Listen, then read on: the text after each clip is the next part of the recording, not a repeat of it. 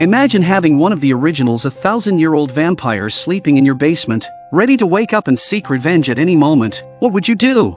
Some online commenters have suggested beheading, burning, frying, and other methods. Of course, Damon had considered all these methods, but whether it was slicing with a knife, chopping with an axe, burning, or frying, none of them could harm the originals. Poor Elijah, after being sealed away, his body has been subjected to all kinds of torment by Damon, since there's only one magical dagger, but an even more powerful original. Klaus is already on his way to the town. Katherine doesn't want to run anymore. She plans to stay and help the brothers, both to assist them and to save herself. But Damon doesn't dare trust this woman anymore. Katherine is always scheming.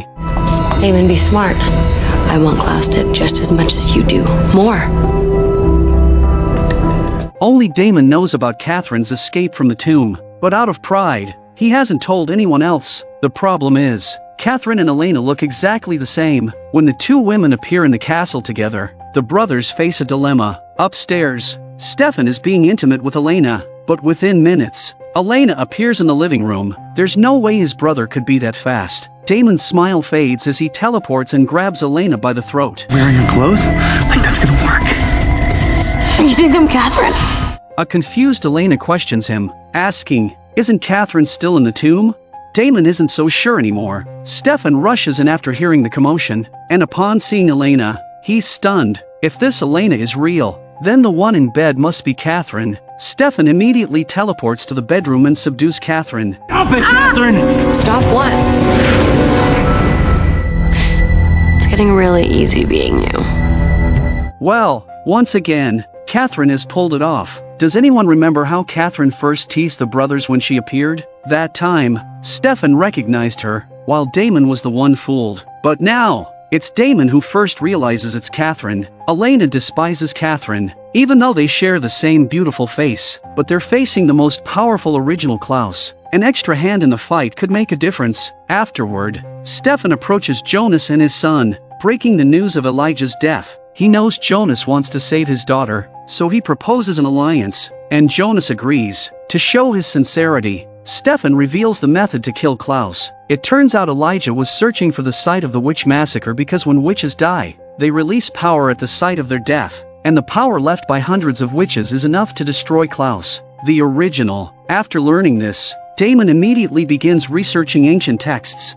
Katherine wants to help too. They end up fighting. It's Elijah. I'm glad that you're not dead.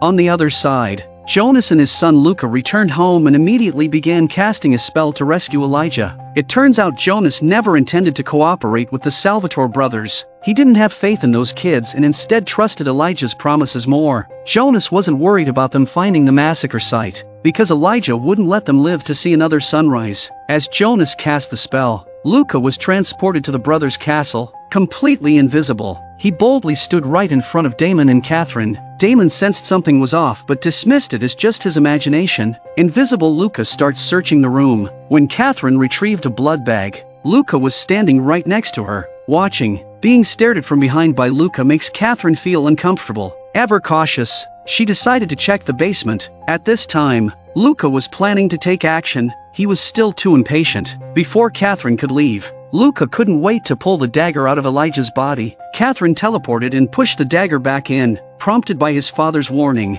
Luca quickly improvised, grabbing a wooden stake and stabbing Katherine with it. The commotion drew Damon's attention. Although he couldn't quite figure out what was happening, he saw the dagger slowly rising, and without hesitation, Damon used a flamethrower to sweep across Elijah's body. At the same time, Luca's body was consumed by the flames. Jonas frantically tried to heal his son, but Luca had already taken his last breath. Overcome with grief, Jonas lost all sense of reason. He pulled up a stolen photo of Elena and began chanting spells incessantly, his eyes burning with the fire of revenge. Just then, Stefan arrived. When he saw Luca's lifeless body, he froze. It was clear now that the conflict between the two sides had become irreconcilable. And now you're about to find out exactly what that feels like. Witches are the most powerful beings in the Vampire Diaries. Driven to the brink by his son's tragic death, Jonas completely snapped. He used a spell to locate Elena, intending to unleash his fury on her. At that moment, Elena was at a party with her friends, Caroline,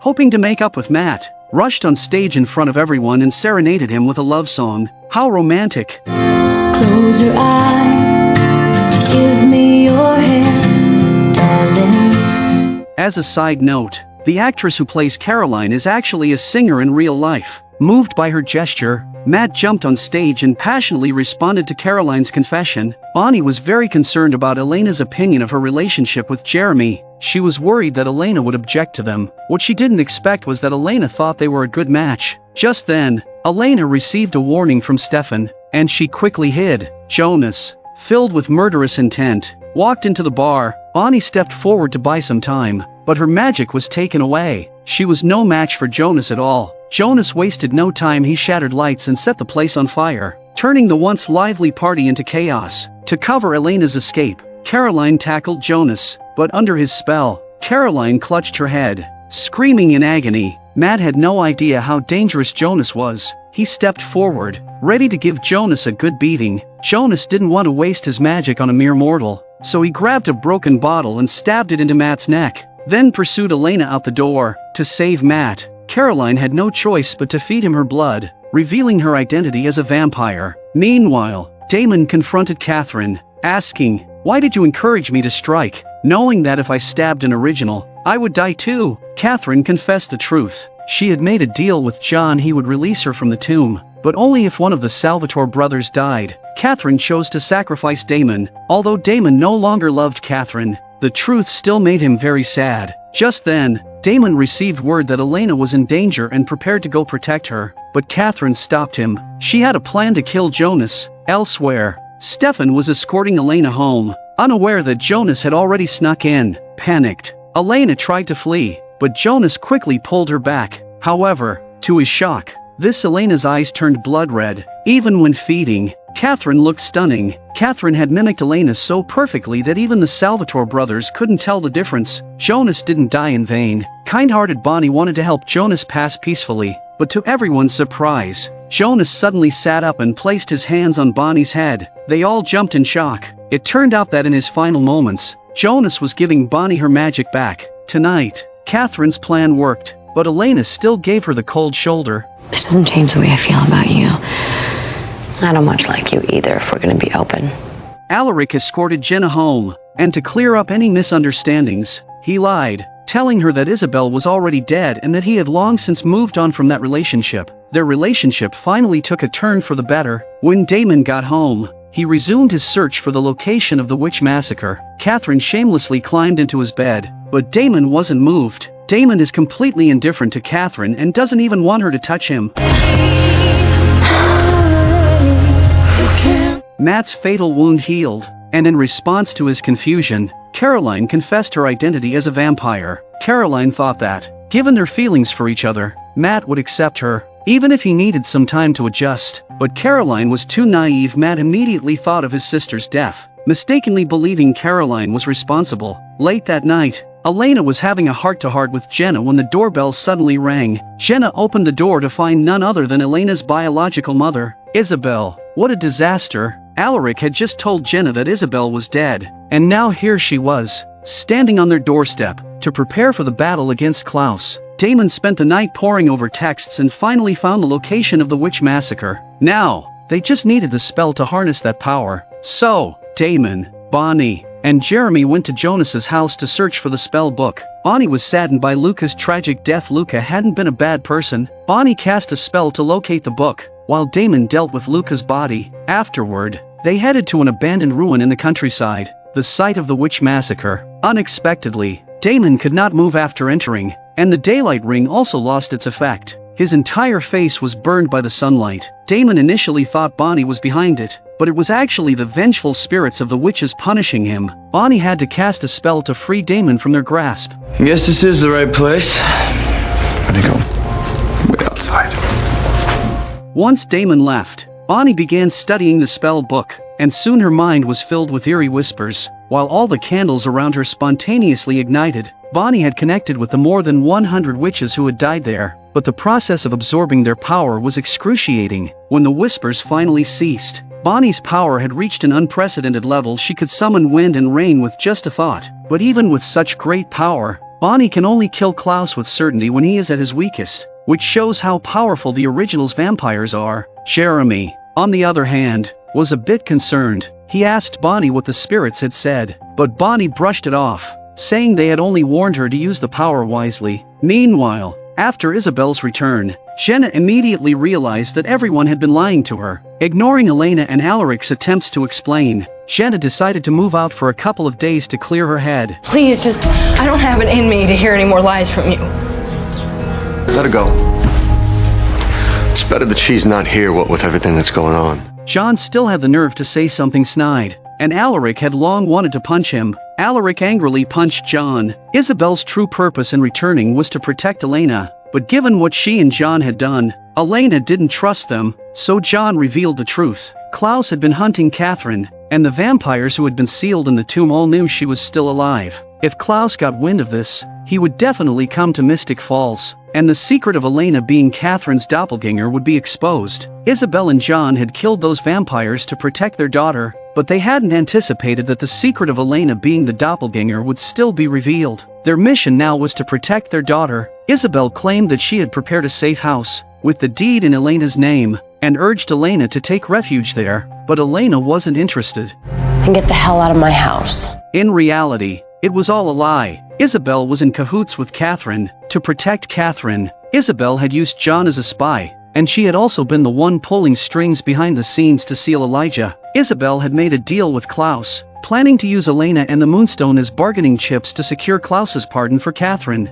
Katherine was about to betray Stefan and Damon once again, but what she didn't know was that Bonnie had already gained the most powerful magic ever known. Later, while the brothers were out, Katherine began searching the castle for the Moonstone. During her thorough search, Katherine stumbled upon Damon's stash of money. She didn't hesitate to claim the money as her own. She even dug through the fireplace, but still couldn't find the Moonstone. Frustrated, Katherine went to the bathroom to wash her hands, only to discover the Moonstone hidden inside the soap dish. The woman was burned alive by the sun, her skin slowly disintegrating, and then her body began to turn to ash. This is the fate of a vampire exposed to sunlight. The sight horrified Elena. Isabelle had chosen a life of immortality, so why would she remove her daylight pendant and choose such a painful death?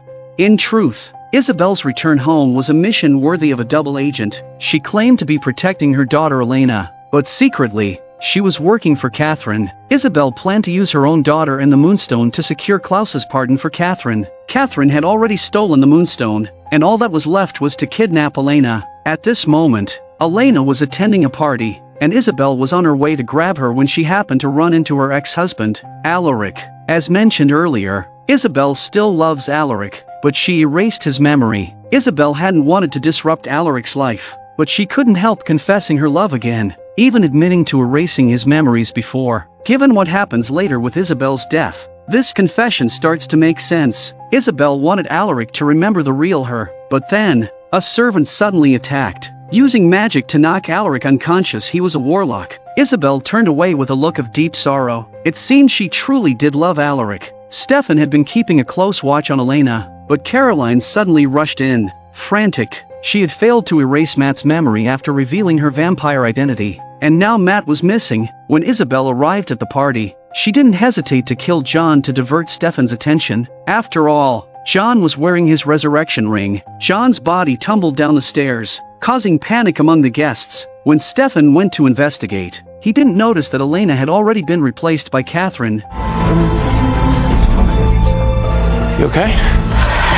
I'm calling Damon. Let's get out of here. Come on. Not far from the venue, Stefan suddenly turned on Katherine. It turned out he had seen through Katherine's disguise all along, but hadn't revealed it earlier because of the crowd. Katherine attacked Stefan with vervain, then tossed him into the bushes. After receiving the news, Damon rushed to the venue and revealed the secret of the resurrection ring to Sheriff Forbes and Mayor Carroll. With their cooperation, they managed to cover up the incident, and then Damon carried John's body back home. While Damon was washing the blood off himself, he realized the Moonstone was missing. Katherine had betrayed him once again. As soon as Sheriff Forbes finished dealing with the commotion, Matt approached her, accusing her of hiding the truth about vampires. To shut him up, Sheriff Forbes had no choice but to take him away. With both the Moonstone and Elena in hand, Katherine contacted Isabelle to plan their escape, but unexpectedly, I'm sorry, Katherine. I had to do what I was told. He wanted the Moonstone and he wanted you. He? He who?